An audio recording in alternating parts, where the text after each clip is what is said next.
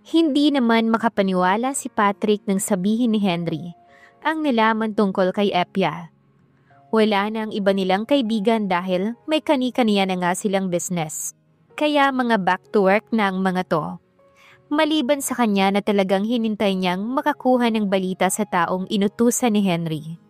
At ngayon na nalaman niya ang totoo, ay parang siya naman ang nagulat sa nalaman. So her true name was Pia Lazarte, 22 years old. Nagtapos sa course na BIN sa Paris and they stayed there for 7 years. Her mother's name was Maria Lazarte and her father's name was Enrico Lazarte. Mga doktor sila sa Paris. And the most shocking revelation, she was granddaughter of Mr. Arman Suarez, the old rich business tycoon in the Asia. Ngayon ay alam na niya kung bakit nito kasama ang matanda ng gabing yon. Dahil ito palang nag-iisa nga po nito sa nag-iisang anak nito. Akala niya ay tapos na si Henry pero napabaling siya dito nang bigla itong nagsalita ulit. Bakit? Tanong ni Patrick. Nakita niya na umayos ito ng upo. Saka ibinalik ang tingin sa report na hawak nito. Pakinggan mo to. Pia Lazarte was only adopted by Mrs. and Mr. Lazarte. Ibig sabihin, hindi siya totoong anak ng mag-asawa. Nakakaawa naman pala siya. Tingin mo, nakilala niya kaya ang totoong magulang niya? Well, mukhang okay naman ang buhay niya sa parents niya. Oh, eto na yung address, basahin mo. Hindi na siya nagdalawang isip na basahin ang address na naroon. At nakalagay doon ang address kung saan ngayon nakatira ang dalaga habang nasa Pilipinas. He needs to go there. Baka mamaya ay bumalik ito sa Paris at mahihirapan siyang mahanap ang babae. I need to go. Thank you for helping me, Henry. Tumayo na si Patrick para bumalik sa room niya sa hotel na yon. You're welcome. Basta balitaan mo ko kung kailan ang kasal. Natigilan naman siya sa sinabi ni Henry. Kasal? Hindi niya nga alam pero parang nagustuhan niya ang idea na yon. Baka pwedeng ang iyon na lang ang irekomenda niyang solusyon kay Pia. Lalo na at nasa marrying age na rin siya. Sige, sasabihan kita kapag ikakasal na ako. Saka siya lumabas. Narinig niya pa ang pagtawag ni Henry pero dumiretso na siya sa elevator. Pagsakay niya ay bigla niyang naalala si Pia. Hindi niya alam pero gustong-gusto na niyang makita ang dalaga. Kahit na ilang oras lang naman simula nang umalis ito sa hotel. Napangiti na naman ang binata nang maalala ang sinabi ni Henry. Well, being married was not that bad. After all, I am not getting any younger. Nagising si Pia dahil sa sunod-sunod na narinig niyang pagkatok sa silid ng kwarto niya. Sandali! Kahit na mabigat ang pakiramdam niya ay pinagbuksan niya ng pintuang kumakatok. Senyora, pinagigising na po kayo ng mama niyo. Nakahanda na po ang hapunan at bumaba na raw po kayo. Sige, susunod na po ako. Matamlay na sagot niya sa isa sa mga kasambahay ng abuelo niya. Mabilis ang naging kilos niya. Ayaw niyang magalit ang mama niya sa kanya. Matapos niyang magligo at makapagbihis, ay bumaba na kaagad siya. Nasa sala pa lang ay nakita na niya ang ama at mukhang kararating lang nito. Dad! Nakita niya ang pagguhit ng saya sa mukha nito nang makita siya. Pia, my princess. Niyakap niya ang ama. Kahit papano ay nawala ang bigat sa puso niya nang makita ang ama. Dad, I miss you. Paglalambing niya. Para siyang bata na kumapit sa braso nito at sabay na silang pumasok sa dining area. I miss you too, Iha. Kahit parang 1 week lang tayong hindi nagkita.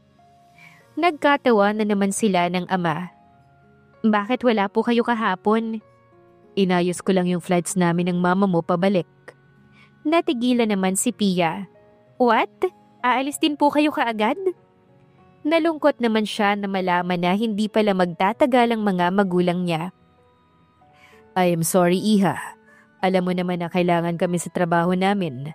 Maraming buhay ang kailangan naming tulungan. Tumango na lamang siya sa ama. Wala naman siyang magagawa. Kung hindi siya ang priority ng mga magulang, naiintindihan niya yon. May propesyong pinangakuan ng mga magulang niya. Kaya kahit hindi siya ang number one sa buhay ng mga to, at least, she has a parent. Paglabas niya sa dining area, ay nakita kaagad niya ang abuelo at mama niya sa kaliwa nito.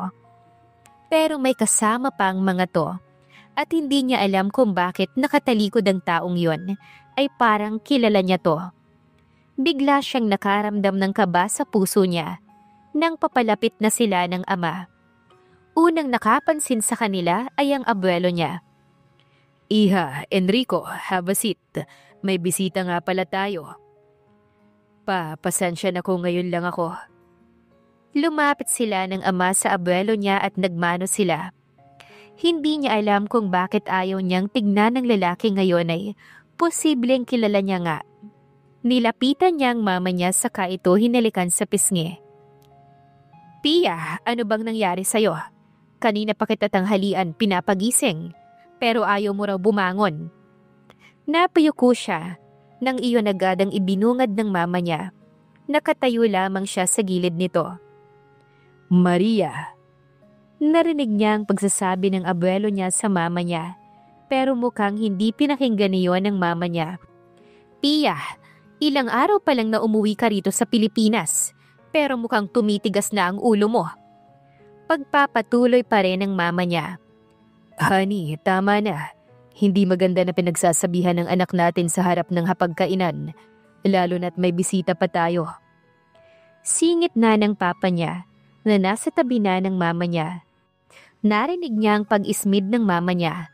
"Bahala kayo, kaya tumitigas ang ulo ng batang yan. Sige, maupo ka na."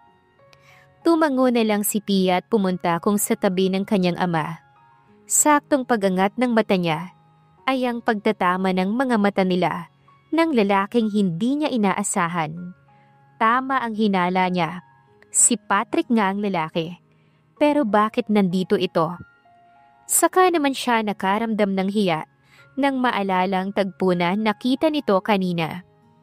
Iniwas niya ang paningin sa binata na hindi niya mabasa ang emosyon. Blanko lang yon. Kaya naman nakaramdam na naman siya ng pananakip sa kanyang puso.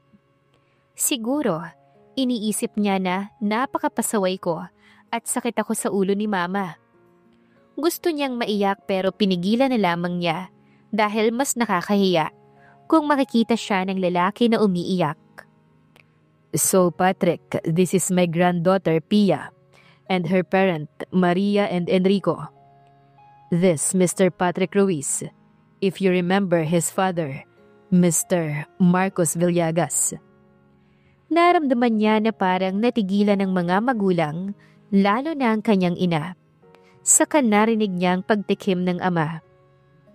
"Yes, I remember him. So how was your dad and your mom?" Ang papa niya ang unang nakapag-react at hindi niya alam kung bakit parang biglang naging kakaibang paligid. "They're fine. They said their congratulations about your success." Iniiwasan niya talaga ang mapatingin kay Patrick, lalo na't pakiramdam niya ay nakatingin ito sa kanya. Sinubukan niyang kumain, pero hindi naman niya iyon manguya. Nagtataka lang siya kung bakit tila natahimik ang mama niya. Madalas kasi ito ang nagsasalita sa buong durasyon kapag nagkakasama-sama sila. May bisita man o wala. "So, alam mo na."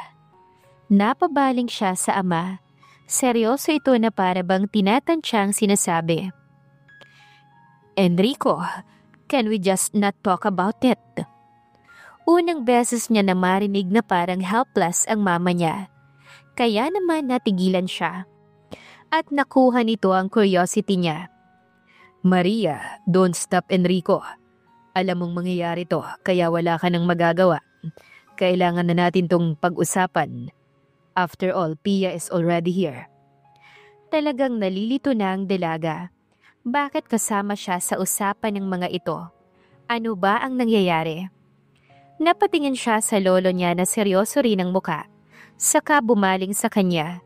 Ngumiti ito pero parang hindi iyon abot sa mga mata nito. Ano po bang nangyayari? Lakas loob niyang tanong. Narinig niya ang pagkabagsak ng kubyertos.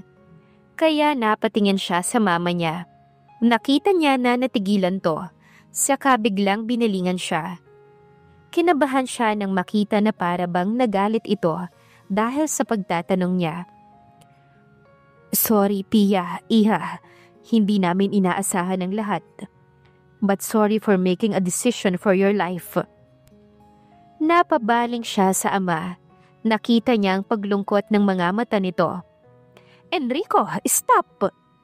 Napapitlig siya ng paluin ng mama niya ang lamesa. Maria, tumigil ka. Kasalanan mo ang lahat ng ito, kaya ngayon ay kailangan mong harapin ang lahat ng ito. If you're not just greedy, then Pia will not be in this situation. Nakita niya na natigilan ng mama niya sa sinabi ng abuelo niya.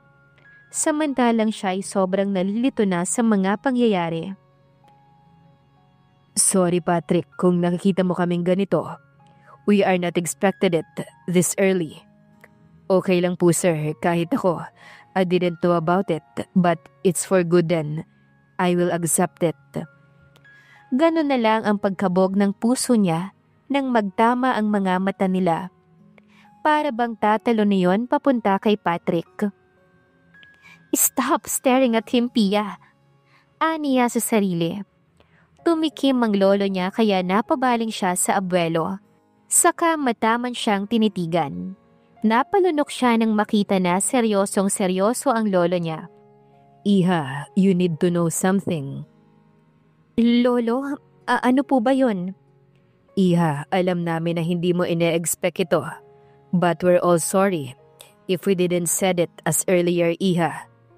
Biglang tumambol ang kaba niya nang mataman siyang tinitigan ng abuelo. You are going to marry Patrick. What?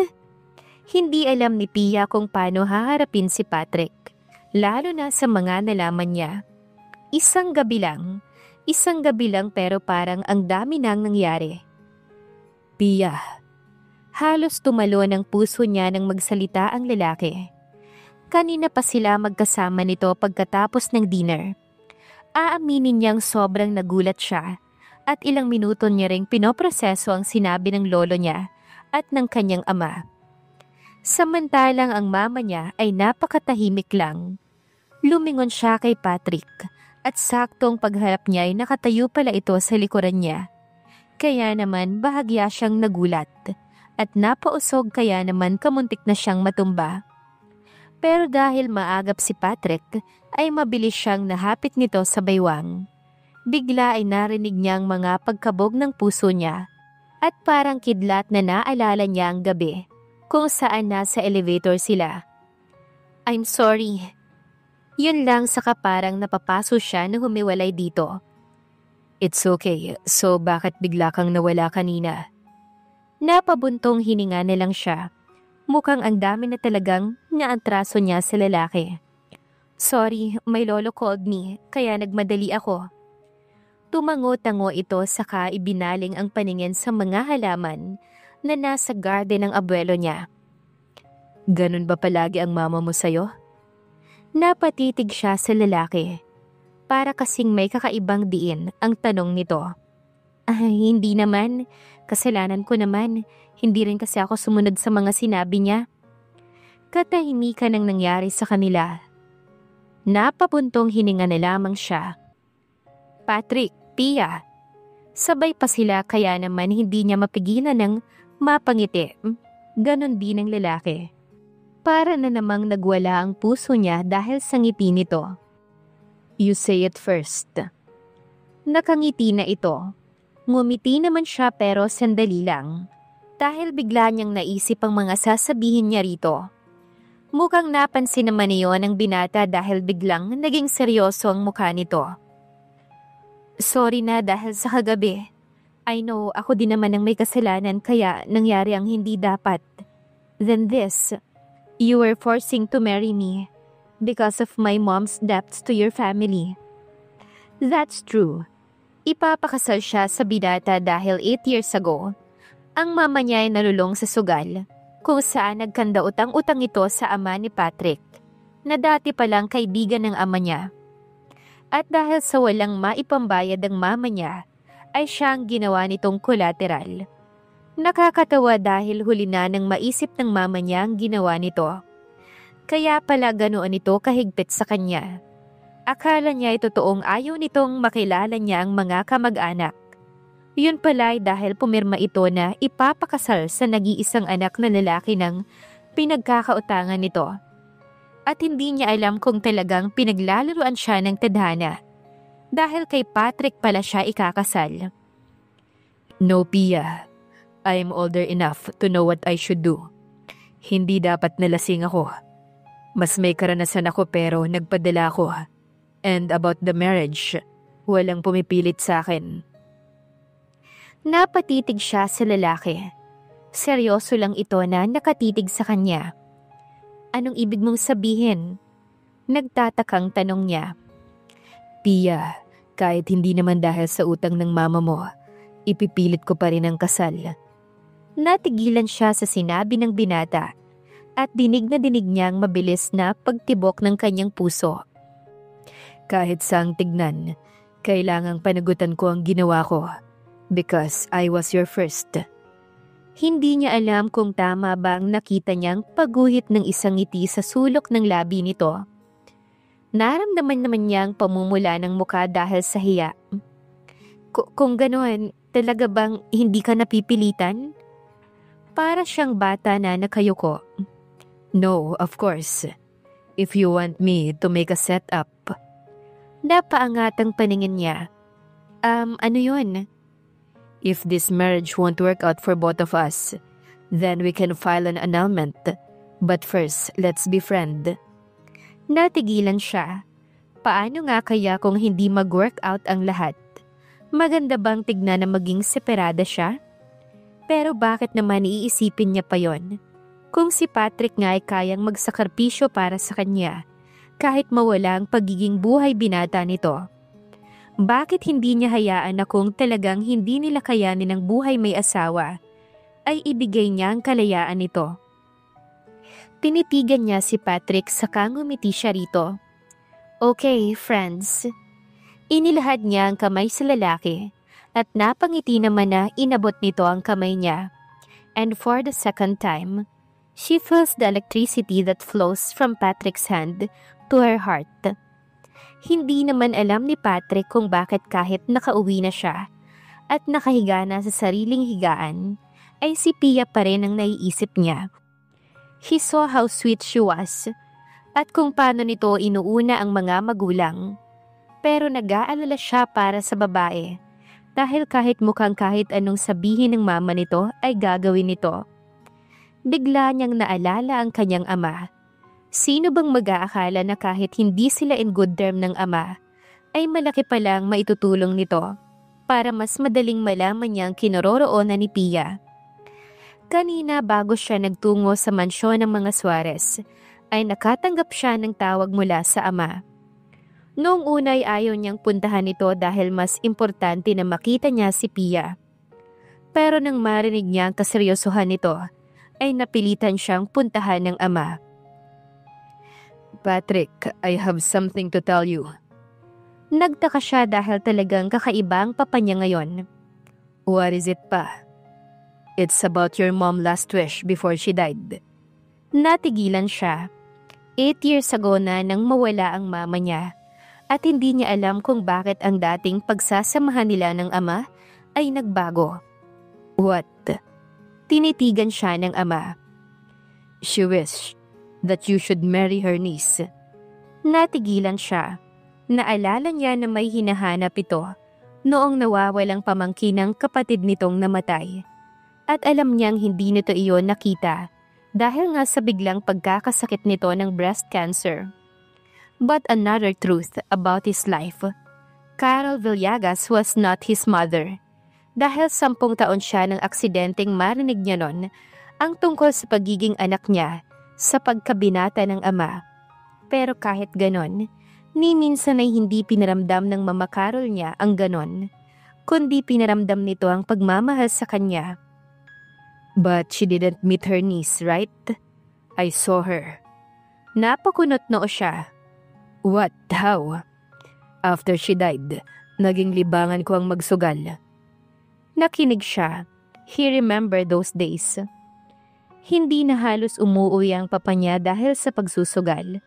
But lucky his father was not stuck there. Talagang libangan lang nito iyon. Remember Dr. Lazarte? Well, his wife Maria got debts. Hindi niya alam kung paano babayaran ang utang niya sa kasino. Then I don't know why she shared about her daughter. But after hearing kung saan nila nakita ang bata, I started to investigate. Something hits on him. Bigla niyang naalala si Pia. She was a Lazarte, and she was also an adopted. What mom's name? Hindi niya alam kung bakit bigla ay parang na-excite siya. Pia Lazarte. That's how all happens. Kaya nga laking pasasalamat na rin niya. Ano si Pia ang sinasabi ng mama Carol niya? Ay ang Pia na nakasama niya sa gabi ng party. Well, kung magkaibang tao ang Lazarte na gustong ipakasal ng mama Carol niya at ama niya, he will still choose Pia, the sweet lady that caught his eyes.